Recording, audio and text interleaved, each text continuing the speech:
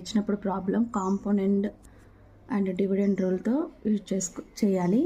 Cos theta minus sine theta plus cos theta plus sine theta, మళ్ళీ న్యూమరేటర్లో ఉన్న cos theta minus sine theta minus పెట్టి మళ్ళీ ఇక్కడ డినామినేటర్లో ఆల్రెడీ ప్రాబ్లం ఇచ్చారు కాస్ తీటా ప్లస్ సైన్ తీటాని యాడ్ చేయాలి. సేమ్ ఇలా చేస్తే ఇక్కడ minus sine theta plus sine theta cancel అవుతుంది, minus root plus root cancel అవుతుంది. ఇక్కడ cos theta minus cos theta, ఇక్కడ 1 మైనస్ 1 క్యాన్సిల్ అవుతుంది. cos theta by minus 2 cos sin theta is equal to 2 by minus 2 root 3. Cot theta is equal to 1 by root 3. Root 3 is equal to 1 by cot theta. Root 3 is equal to tan theta. Theta is equal to 60 degrees. Find out this.